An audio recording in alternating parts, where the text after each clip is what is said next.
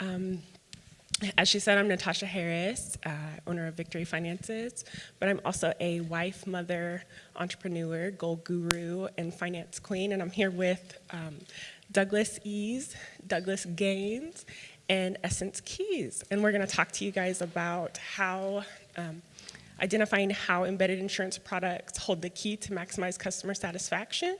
But I'm going to let them go ahead and say a little bit about themselves. Yes, good afternoon. My name is Douglas Eze. Been in the financial service industry for over 20 years, an entrepreneur on a technology company and also real estate. Hi, my name is Douglas Gaines, and I'm president of Gaines & Gaines Financial Services in Chicago, downtown Chicago.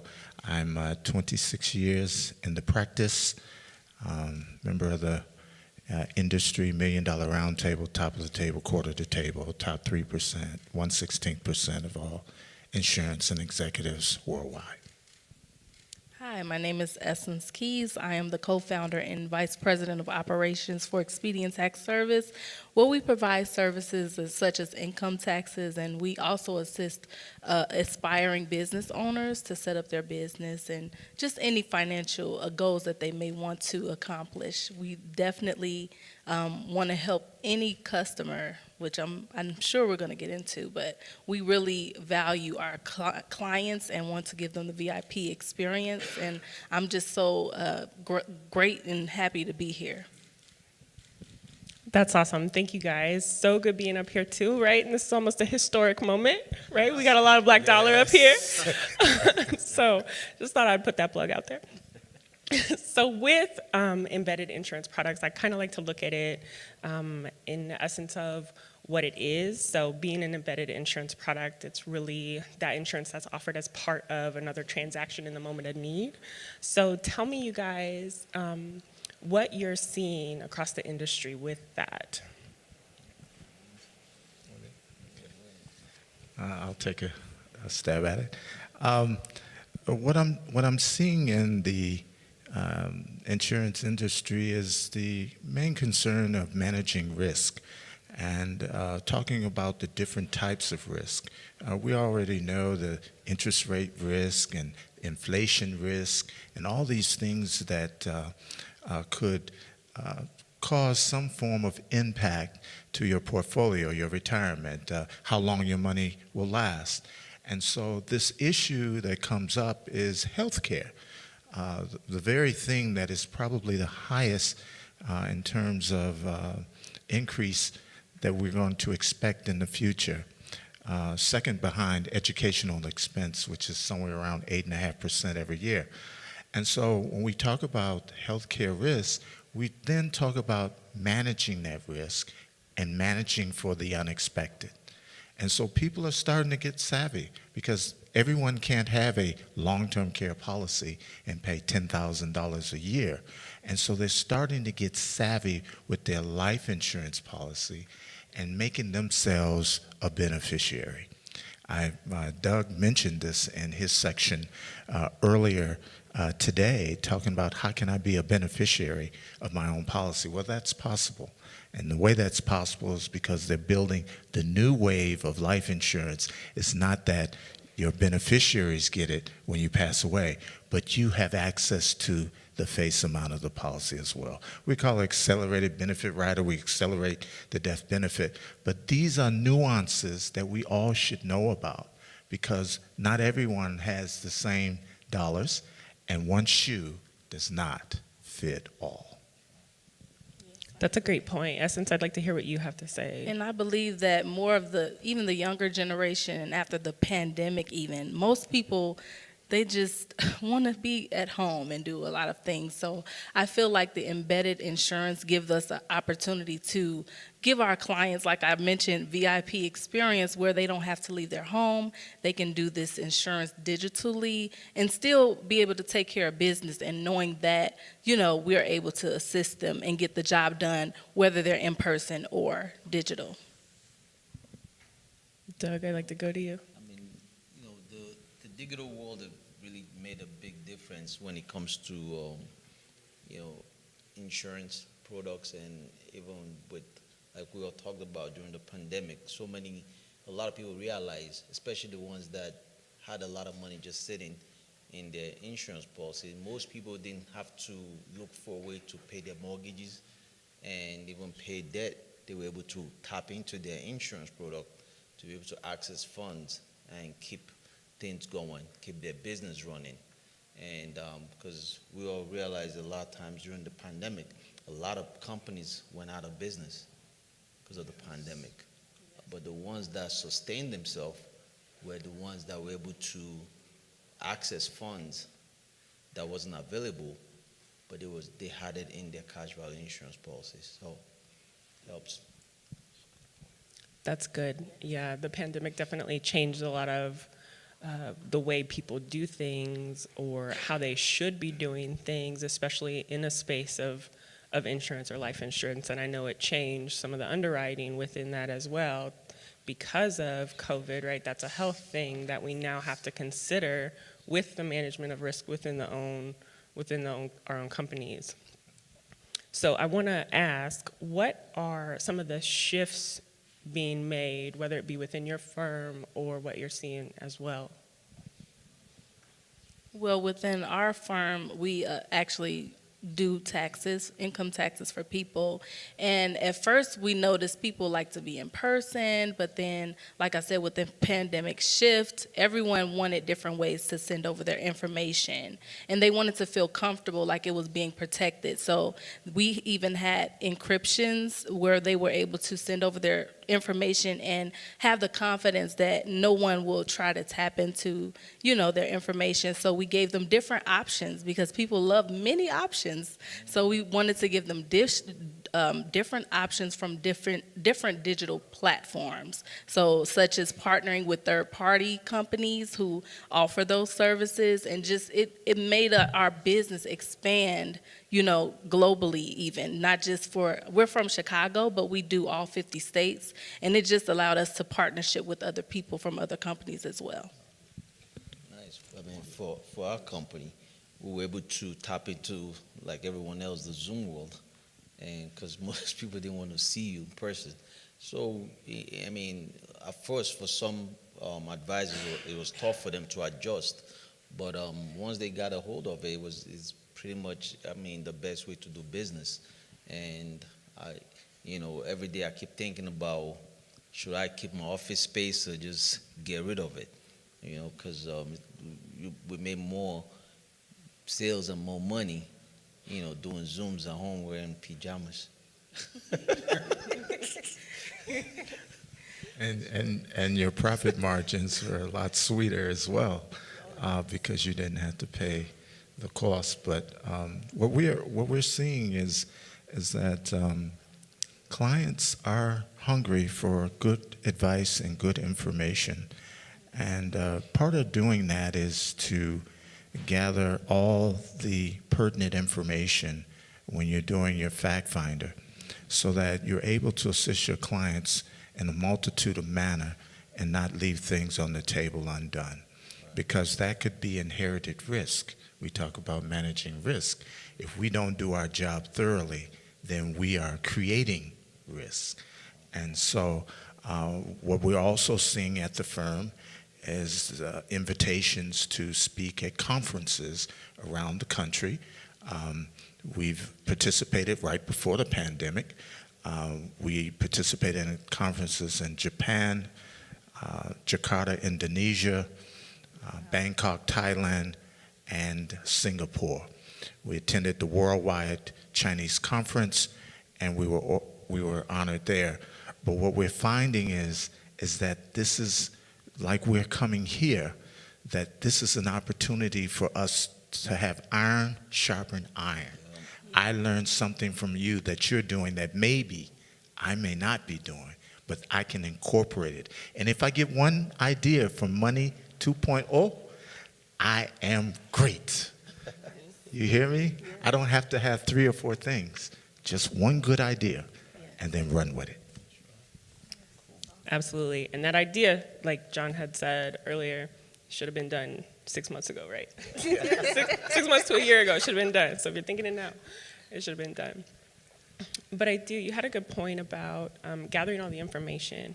So for us, we made the big shift to the CFO advisory role during COVID because there were a lot of minority business owners not knowing what to do with the funding that was coming down the pipeline, or even what their options were with, pulling from insurance policies that they had. The sad statistic there is they didn't have it to pull from.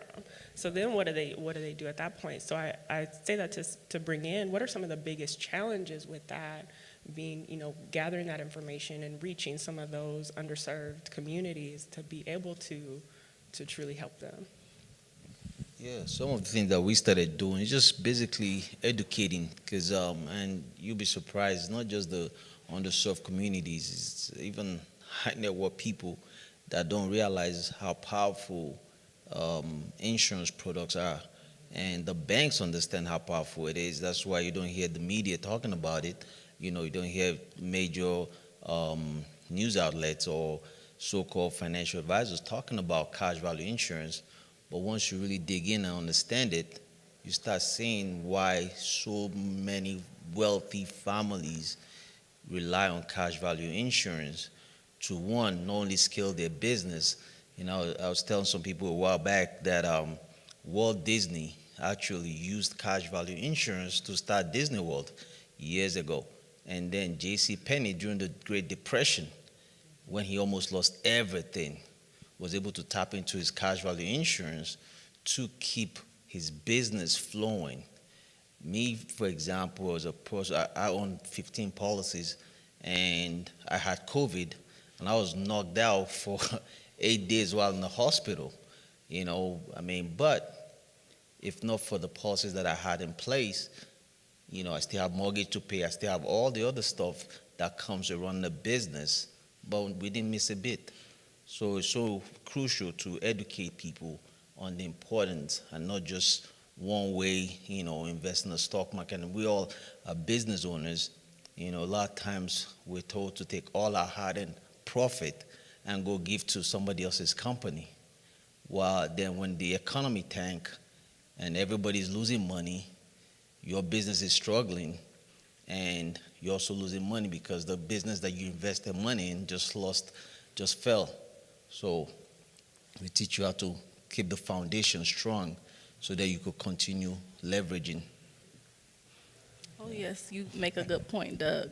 Is that okay to call you Doug? We got Doug 1, Doug 2, Doug 1, Doug 2. But I believe that another thing with the pandemic, I don't mean to keep bringing it up, but we learned to meet people where they are, because at first we were like under the impression that everyone falls under the same umbrella and they like to do it the same way. So what our company did was we catered to what each person wanted. Embedded insurance is about catering and customizing that to that particular person's need.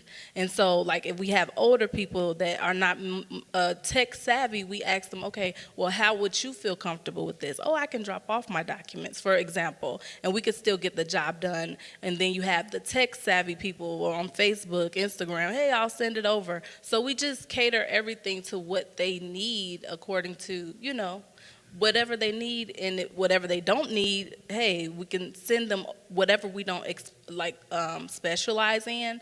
That's where partnership comes in, where if I specialize in, for example, taxes and financial services, one of my fellow colleagues here can definitely assist in another area, whether it be financial advising or, bookkeeping and different things like that. So I think it just opened up a wave to help each other in a partnership. So that will go against the challenge. So the challenge is just figuring that out and how that works best.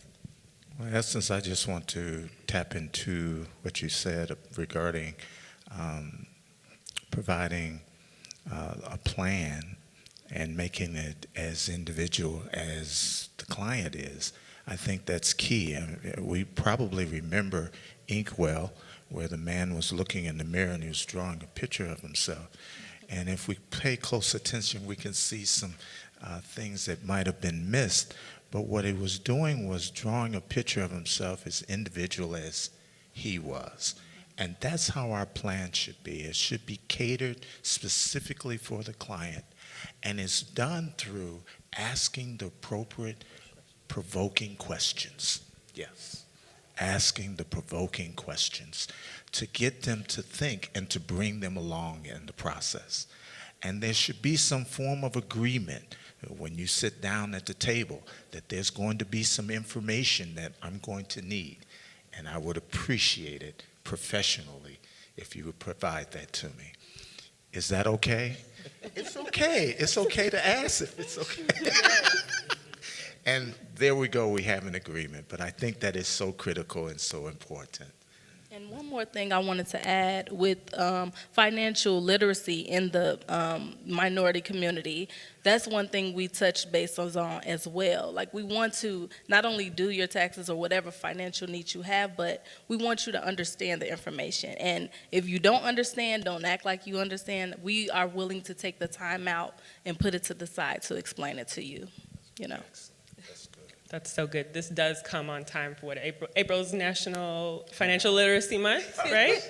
So it is absolutely beautiful to be up here discussing that with embedded insurance and meeting the customer's needs. So with taking that care, really, it sounds like care is where we're really able to maximize, customer satisfaction in that with the embedded insurance products. Now, I will kind of say, the embedded part and the technology part isn't going to work for everybody.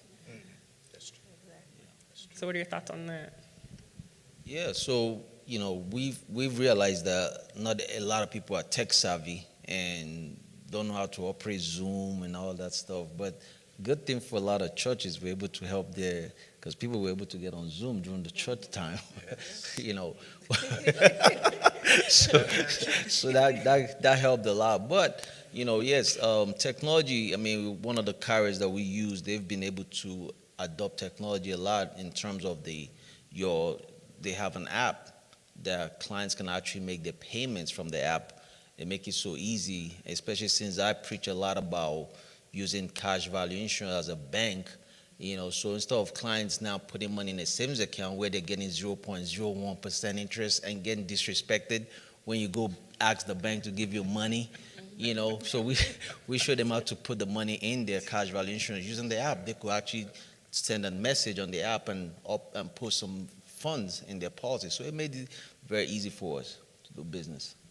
Doug, you said that's so good. 0.0001% is disrespectful. Very disrespectful. Disrespectful. I want my money to grow. I love it. So with financial literacy and being able to provide that for our customers and clients, as we call them, I almost want to say I'm getting tired of the word financial literacy. Because we really need to start executing in that financial intelligence, right? So what are your guys' thoughts on that? I know. Yeah. Mr. Gaines. Part of what we do around the country is we attend conferences, and Doug was just mentioning pastors. We design retirement packages for pastors, and we feel that pastors deserve to retire just like everyone else. And pastors have the same concerns as everyone else. And so we've been working with what is called the Rabbi Trust. It started with a rabbi who had, and you're familiar, started with a rabbi who had a trust. And for some reason, the entity did not want to honor the trust. It went to court, and it prevailed. And so ever since then, it was called the Rabbi Trust. But what it does do is it provides for the benefits for the pastor. In the event there's a death, a disability, if there's a long-term care issue, it provides benefits for them. And then in addition, it provides benefits back to the church to give them the appropriate liquidity to pay off the mortgage, to get another pastor, to create another benefit plan. This is all pre-planning. This is all part of pre-planning. And so what we do is we educate. We go to the conferences. Each of the different denominations have annual conferences.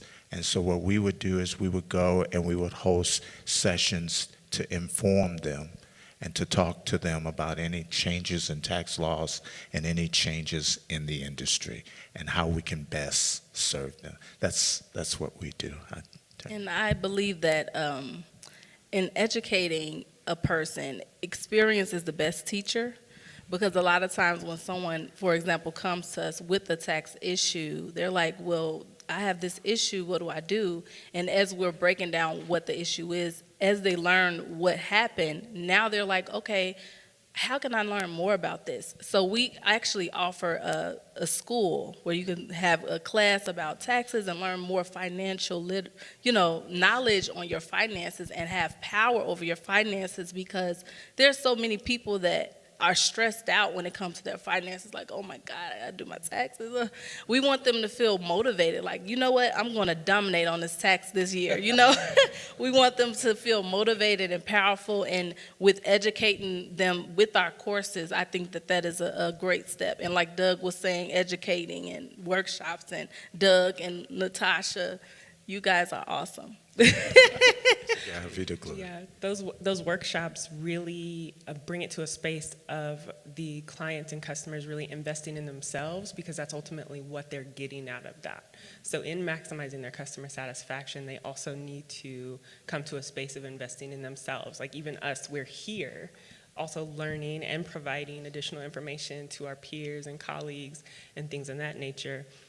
So tell me, guys, why did you get into this industry? I'm spice it up a little bit, guys. You want some spice? I see some people sleep in the back.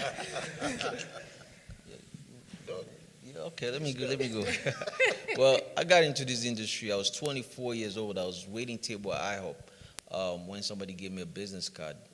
Just finished high school in Africa at age 18, left Africa, Nigeria, and came out to America, and got a business card.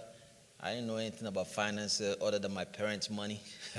So when I got into the industry, I wanted to learn more about wealthy families. How do they keep wealth in the family from one generation to the next? Because that always puzzled me when people talk about old money. Somebody got old money. I'm like, listen, man, I'm from Africa. People run out of money. There ain't no such thing as old money. So I say, you know what? I don't want to be like every other financial advisor. Let me go ahead and study wealthy people. Bless you. Bless you. Let me study wealthy and see how they keep the wealth in the family. And I realized, man, there's two systems in America. There's a system for the wealthy, and there's a system for everyone else. And that changed the game. And so now practice, so it's all about helping families understand, the importance of, one, when you pay cash, it's called self-financing. A lot of people don't look at it that way. Me being from Africa, we don't have a credit system. So I didn't know nothing about credit until I came to America. And then I said, let me learn the credit game. And I realized, man, OPM, other people's money, that's what the banks do. We loan money to the bank. They turn around, take the money, loan it to 7 to 10 people. And then the other guy talked about it. You go to the bank to get money. They tell you, no, we don't have it ready yet. So I'm like, how do we help our customers understand a little bit different, find where they're wasting money? Because a lot of times, we're throwing money away unknowingly and unnecessarily, like the way we pay our mortgage, student loans, credit cards, taxes, qualified plan, even 401ks, IRAs. There's a lot of wealth transfers that occur on a daily basis, an annual basis. So that got me excited about this industry. And today, I'm also a top of the table MDR team member. We have over 1,000 financial advisors nationwide. We constantly just train and just educate and help people think differently. I have a nonprofit, financial education nonprofit called the Douglas Eze Foundation. Just like the wealthy, the Bill Gates Foundation. See. So do what they do, right? We use that to educate and help people so they could get that financial knowledge. Because once you have the only way you have a voice, if you have money. If you don't have no money, you have no voice, then the government controls you. So we get rid of that. Thank you, Doug. Very nice, very nice. I started in corporate America. I worked for, came out of school, public accounting. I was in auditing. I left auditing, worked for McDonald's Corporation in the area of executive compensation area. It turned me on so much that I said that this would be great. Prudential came to me and made me an offer I couldn't refuse. And they said, you don't have to just do it for one company. You can do it for a multitude of companies. It was a good line. And it excited me. And I said, let me go for the plunge. But I would say that my wife, who is my true boss, said to me, she said, you have 5 years to become profitable. If you don't become profitable in 5 years, you have to go look a job. And she's from Jamaica, so she says it with an accent, look a job.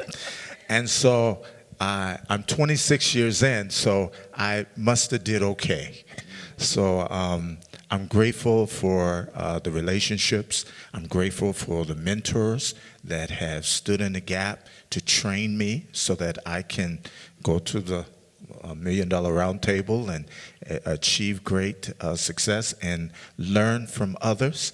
I learned to be humble, which allowed me to be teachable, and so that I don't know it all, and I don't try to know it all, but if I don't know something, I know where I can go to find out. And so these are the things that were instrumental in me getting into the practice, and let alone staying in the practice.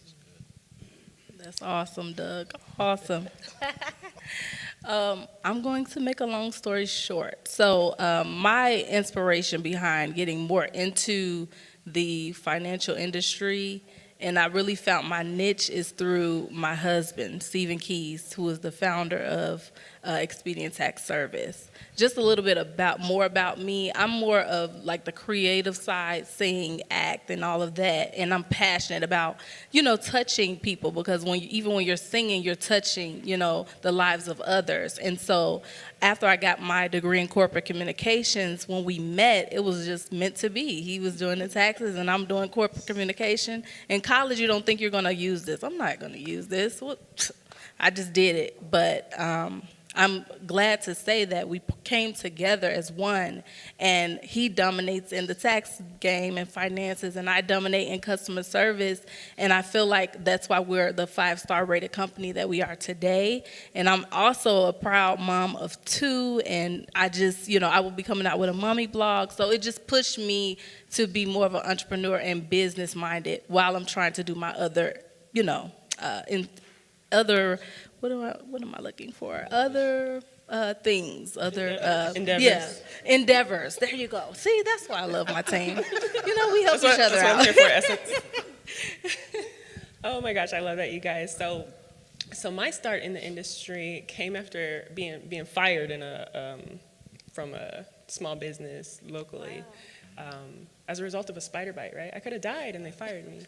And I'm like, it is what it is. So I took my last little money and was like, okay, let's go. I'm an entrepreneur. So that let me know I wasn't designed to actually have a boss. So now here I am as a boss. But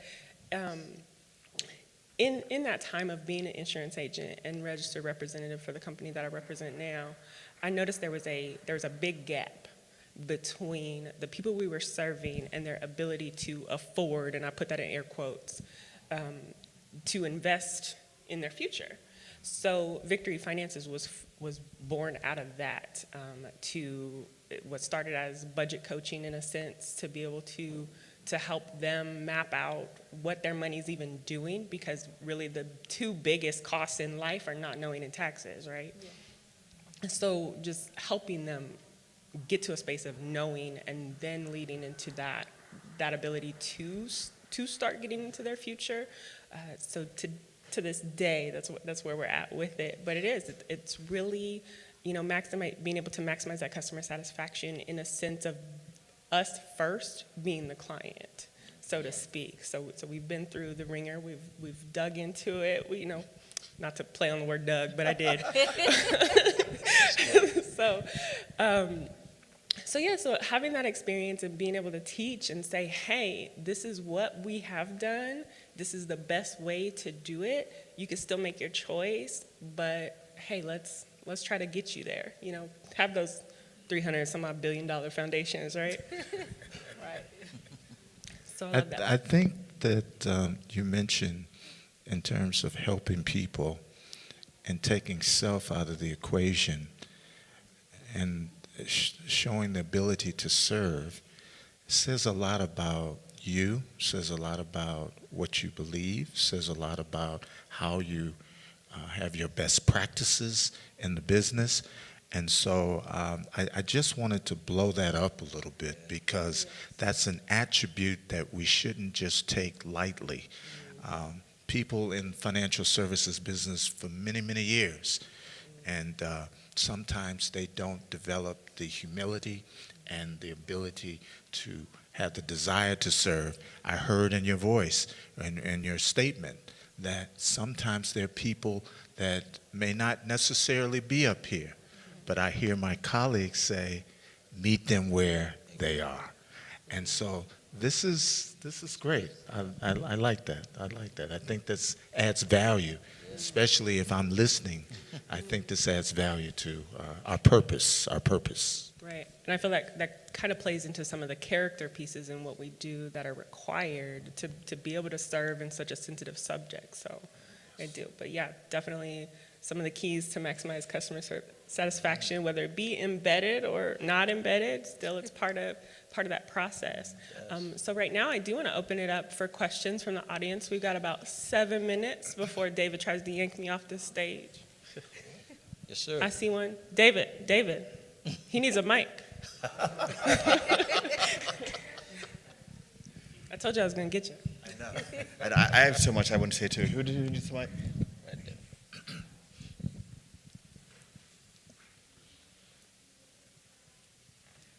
I have a couple questions, but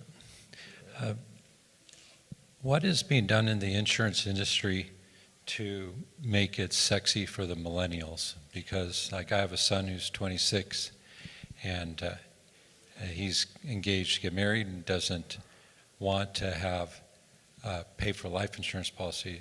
We have a policy that we took out when he was 2 years old, and so now it's 24 years old, and it can be transferred to him, and it has some cash value in it, obviously, and but yet, you know, he doesn't see the value of making the $75 a month payment, and I have explained to him that it goes up in value by $80 every month that he makes a $75 payment, but that's still not sexy enough for him. So Make insurance sexy. Yeah, I mean, you know, so that's so interesting you asked that question because one thing, people that we talk to a lot about are the young millennials today because they're making a lot of money right now. So we're showing them how to use life insurance as a bank more so than the traditional bank and tell them about the living benefits of life insurance, not the death benefit. Because in the past, most people talk about life insurance as death. So nobody wants to deal with that. So I actually wrote a book called Creating Generational Wealth. And it's so, my book is so, I wrote it in a way where a 13-year-old can pick it up and read it and understand it. And I've gotten someone actually bought the book, gave it to their child, and they read it, and they said, Mom, you got to read this book. You know, and so keeping it simple and educating. So I have tons of videos on YouTube as well that we use to just educate the millennials and showing them how they could actually park money in life insurance and protect their money, especially the young ones that are making money. You know, because life insurance is one of the only vehicles that doesn't show up in divorce court. So it kind of avoids the gold diggers. So it sounds like to me that he's treating it as another expense. Yeah. Versus a necessity to what he's trying to build, right? You said he's getting ready to get engaged. But I'm talking about is like, for example, if there was if there was an app friendly, Yeah. you know, this policy's with Guardian, which is, that's a little bit interesting to them is that Warren Buffett owns it, but the app is not anything interesting. And then also with new investment opportunities for a new policy, are new policies being generated taking into account other opportunities such as gold and silver Crypto. investing or crypto investing or something to that effect, even if it was just a portion of the money.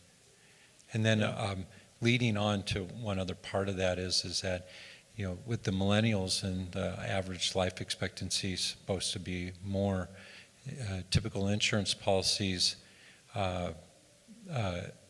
expire, like a disability waiver on the insurance policy expires at 65, but their Social Security won't kick in until they're probably 72. Is that being addressed in the insurance industry? Any of those things? Yeah, definitely. Yeah, it is. And once kids understand that they could actually use insurance to purchase a car, invest in real estate by leveraging the insurance company's money while using their money, letting it earn compound and interest, then they start seeing a different shift in it. So I think one of the good things that you probably, maybe have the agent that work with you, have conversation with your son outside of the house so that he kind of hears it from someone else, that can explain it even and it's not like a forced thing. So he's not thinking, oh, why should I buy insurance? Because you know how it is, our kids only listen to someone else sometimes. But when they hear someone else say it, Right. it resonates. But when we say it, it's almost like our kids. I tell my son something, and he's like, okay, Dad. But when my friend who I grew up with, we're same age, and he talks to him, it's a different. You see his eyes. He gazes, and he's excited, and it's just sort of interesting. Sometimes it has to come from someone else.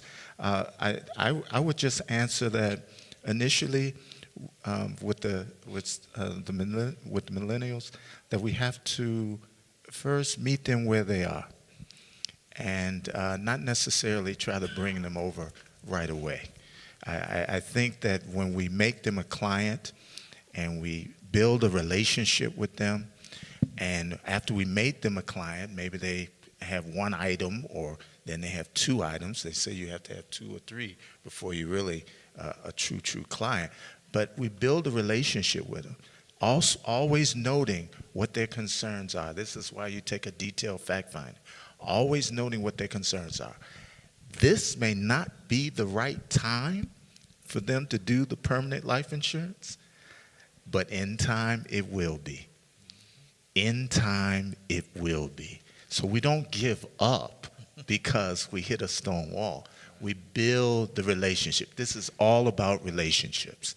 And to the extent that I can strengthen that relationship, the options will flow. That's right. Even overflow. Okay? Right. Overflow. Okay. We have a question over here. Oh, okay. Yeah, thank you, everyone, and that was really insightful. And I can relate, being in the financial services sector, the value of the services and the advice you provide. And in a given, especially the complexity and the intricacy of all these financial services products.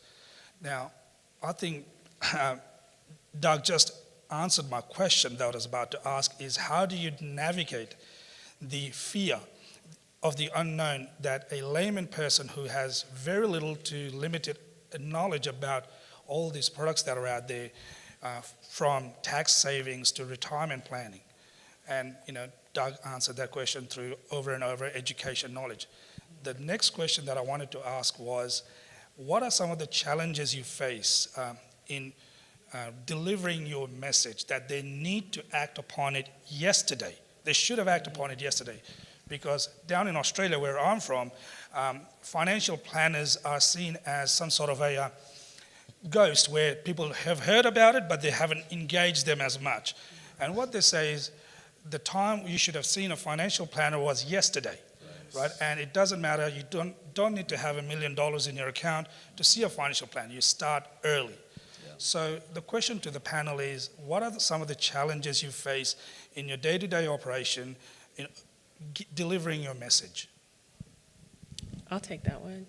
So for us, it's a matter of, well, oh yeah, insurance, I kind of need it, but it's expensive, right? They treat it as an expense. So then my message then becomes like, that's fine. You can look at it as an expense, or you can look at it as the legacy you're leaving, because you really don't have time to set up your children or your children's children to have that life that you're thinking about. So it's really those small day-to-day choices, because that's what our lives build upon, are all the previous small decisions we've made each today we get, right? Like Kung Fu Panda says, today's a gift. Right? That's why it's called the present. Right, I got right. 4 kids. That's why I went to Kung Fu Panda. But we are out of time. David, do I have one more question? No, you're good. I wanted to say something, and then yeah, absolutely. So one of these, I'm Native American, and so my tribe is a very solvent tribe, and we do a lot of work with other tribes. So first of all, I wanted to say, like, it is very important within minority communities that there is room for everyone and for every business and for everyone to be working together. I think is critically important.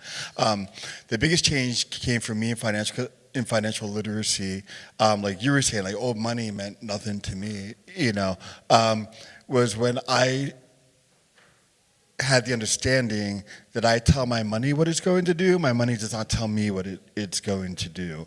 Though I was very late into the insurance game, as 2 weeks ago, I went to Poland and Ukraine border to help with the humanitarian effort. In order to be able to do that, I had to have certain things in order that I had never thought about before, because from the point of view of the organization I was working with, there was a mortality possible issue, right?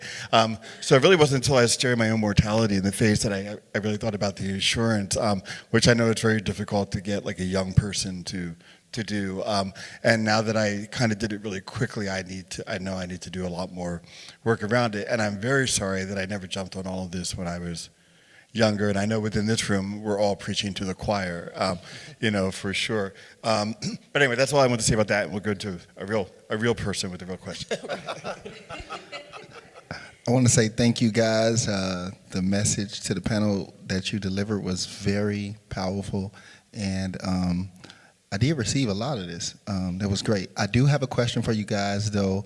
I know that a lot of the things is geared toward like millennials, but if we can get a head start to all the families out there, what would you say is a good age to start off the children before they even become teenagers? What would you say, and what advice would you give to the parents out there that have that same before they have millennials that they start thinking about an expense? What would you say?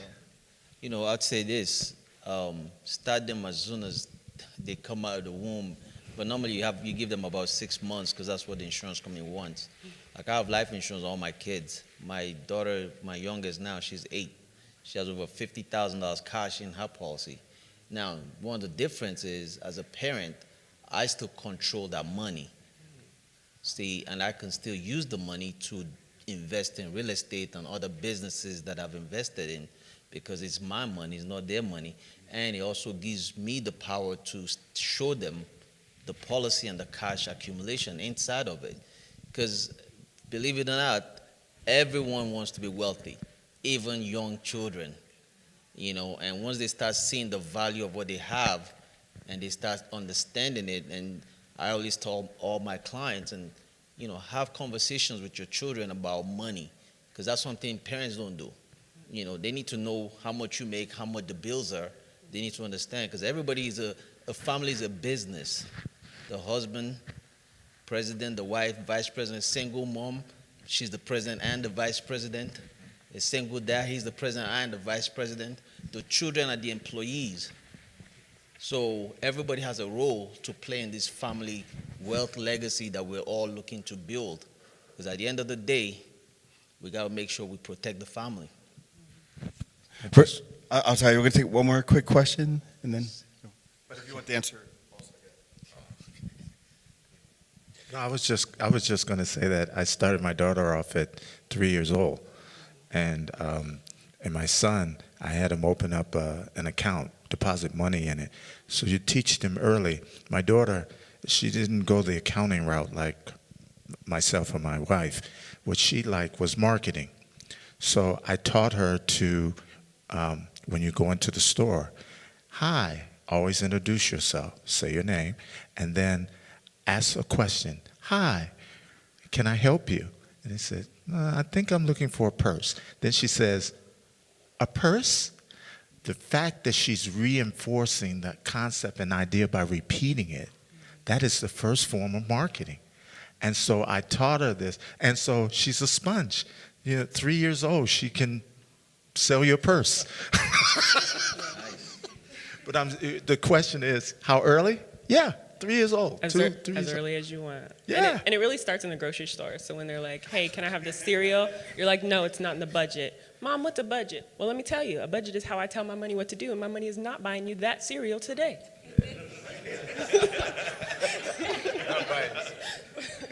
All right, excellent. So thank you so much for all the information. And you guys talked a lot about education. Can you come back a little bit and talk more about how you educate, especially underserved community, to understand the value of their net worth and how to build net worth? Many of them don't understand what it is, and what kind of difference does that make when one understands his net worth? That's powerful, yeah. Definitely, because one thing I say, remember what I just said earlier, a family is a business. A business brings in income just like a family brings in income. A business has expenses just like a families have expenses. Now, if I'm looking to sell my business, the first thing I do is I go to a certified valuation expert to evaluate my business and tell me how much my business is valued at. So same thing with a family. We need to know what our net worth is, because if we don't know what our net worth is, then guess what? We don't value the money that we make. We look at our money as if it's nothing. So one thing we try to teach is show people, even if you make $50,000 a year, $30,000 a year, I show them how much that money is valued 20, 30 years from today with an increase. And I say, you know what? Guess who else knows the value of your money? The federal government, the banks, the media. And they want that wealth away from you as fast as possible by giving you information like make extra payment on your mortgage. That's a wealth transfer that people are doing. Why are you in a hurry to pay off your mortgage? I want to leave it for my kids. Your kids don't want your house. They want the money. Why are you making extra payment on your car? Well, I don't want to have a debt. Well, buy a car that you can afford and stretch the payment out and save the difference in the money and put it away in a compound and interest account. So just teaching people where they're losing money unknowingly because they don't know they're doing it. Because every institution is interested in your money because that's how they make money. The banks make money they don't print money, they use other people's money. So some of the things we teach is the value. So once they understand the value of what their income is and their net worth, changes the game. And now they know what to do. I'll tag on to that, and then I'm done. You can pull me off here, David. So with our Financially Flourish workshop, we even bring it back a little bit more than that. So we teach them how to date their finances. And really, you got to debrief, you got to align, and you got to track and edit. So we have to know what our money is doing. So for some underserved communities and not knowing what their money is doing and living paycheck to paycheck, there's the opportunity to say, hey, I'm tired of this. Let me invest a little bit in myself so I can get out of here.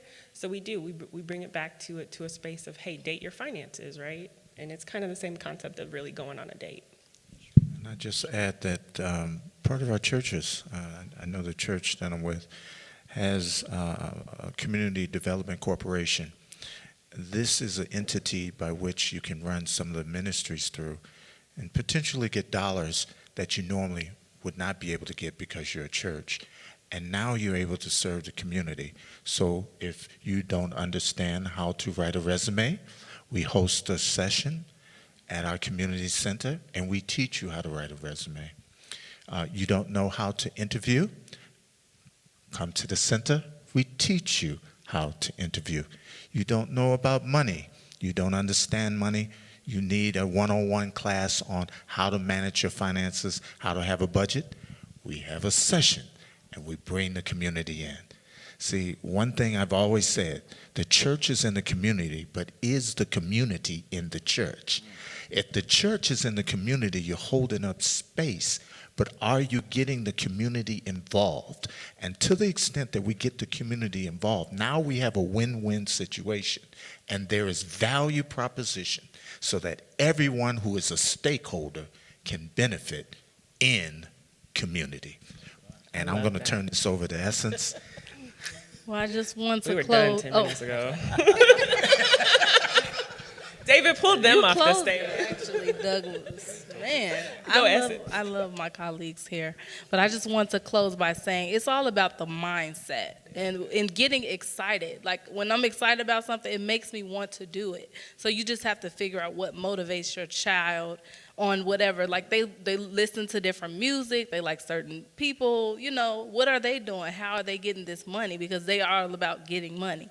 So, this is how you can get that money. You can invest it or, you know, just educate them in that way, get them excited and make them more confident. A lot of times when you're not confident, you're not, I don't feel like doing this, but it's like, I'm about to kill it. I'm dominating on my money. I'm about, what, how much can I make? Okay, now my ears are open. So I just think, just meet them where they are overall. I love it. Thanks, guys. We're going to get off here. For Doug starts preaching.